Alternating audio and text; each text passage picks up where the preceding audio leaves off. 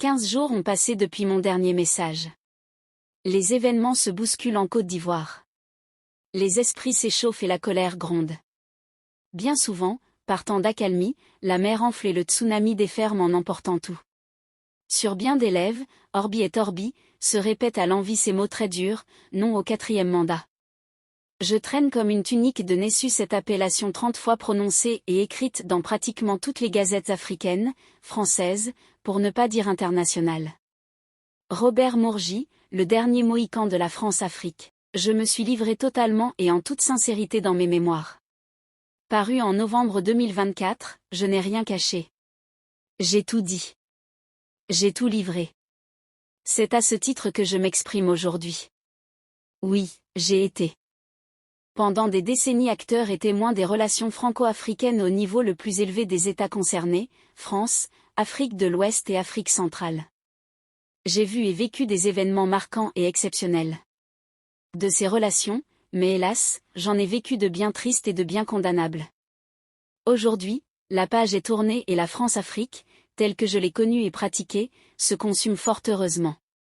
Les peuples africains, la jeunesse africaine, lui livrent un combat acharné et permanent pour son extinction définitive. Depuis septembre 2011, je livre le même combat pour ne jamais le cesser tant que Dieu me prêtera. Ce combat je le livre en total accord avec le tribunal de ma conscience. Ma vie m'appartient, ma conscience est mienne et seul l'Éternel reste maître de mon devenir. Je suis un homme libre, je ne débanque de personne, je ne suis au service de personne et ma parole est libre, je laisse aux grincheux et aux esprits chagrin le loisir de la critique simple et absurde. Une période sombre et trouble agite et perturbe depuis bien des années, celle de la présidence de Laurent Gbagbo entre 2000 et 2011 et celle que vit la Côte d'Ivoire depuis quelques mois et à l'approche de l'élection présidentielle d'octobre 2025. Je m'adresse à toi Laurent Gbagbo, mon frère et ami, mon cadet d'un mois. Je ne sais pas s'ils sont nombreux, ceux qui savent quelle est la nature profonde et vraie de notre relation. Celle-ci a débuté il y a 45 ans à la faculté de droit d'Amixem où j'enseignais, lors d'un débat animé par nous deux, la conférence de Brazzaville de 1944. J'ai suivi avec attention et intérêt ton dernier discours du samedi 16 août à Yopougon. Je tiens à souligner et à applaudir le calme qui a régné malgré les milliers et les milliers de participants et de fidèles. Je comprends parfaitement toutes les motivations de tes propos, tant vis-à-vis de la France que du président de la Sainte Ouattara. En conscience, Laurent. Je dis que ta présidence fut un long chemin de croix. On ne t'a pas épargné, mais tu as toujours su faire face au combat sans pitié qu'on t'a livré en permanence. Je souffrais en silence. Je ne pouvais rien dire si ce n'est livrer cela des conseils. Je n'ai pas été écouté. Ta confiance est fraternée de l'amitié et la confiance des dirigeants français sous les présidents Chirac et Sarkozy ont fait que j'étais présent en chacune de tes stations de ton chemin de croix. Nous nous reverrons bientôt, je l'espère, et nous nous rappellerons mon parcours à tes côtés depuis la missive de soutien et d'amitié solidaire que je t'ai envoyée quand tu as été détenu à la prison de Yopou. En 1991, le vieux étant encore aux commandes, ainsi que ta touchante réponse à ma lettre que j'ai fait figurer dans mes mémoires parues en septembre dernier. Ai-je besoin de te rassurer Laurent? Les temps m'ont changé par la volonté des Africains et des Africains seuls. Le temps des brimades, des offenses et des supplices est heureusement terminé. J'ai en mémoire le bombardement d'Abidjan en 2004 et la mort de dizaines et de dizaines de jeunes patriotes ivoiriens, des milliers de blessés. J'ai en tête les accords de Marcoussis et ton sinistre départ pour la Haye dont tu es revenu innocenté après plusieurs années de détention.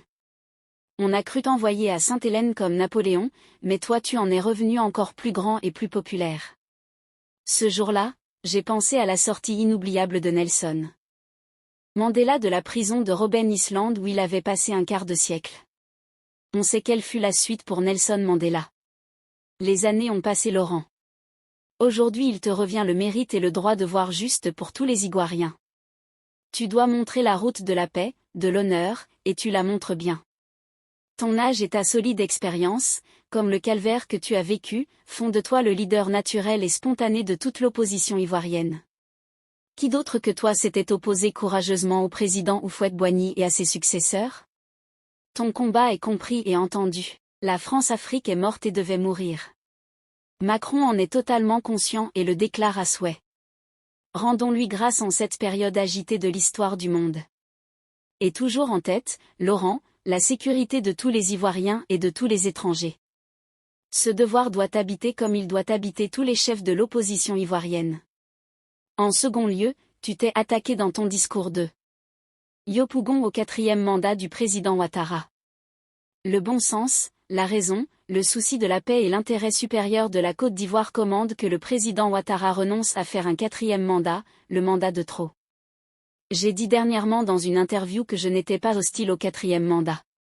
À la condition nécessaire et obligatoire de laisser tous les candidats de l'opposition se présenter à l'élection du 25 octobre 2025, ce qui n'est pas le cas ce jour. Rien ne justifie cette interdiction si ce n'est la volonté manifeste de se libérer la route du succès. C'est inacceptable.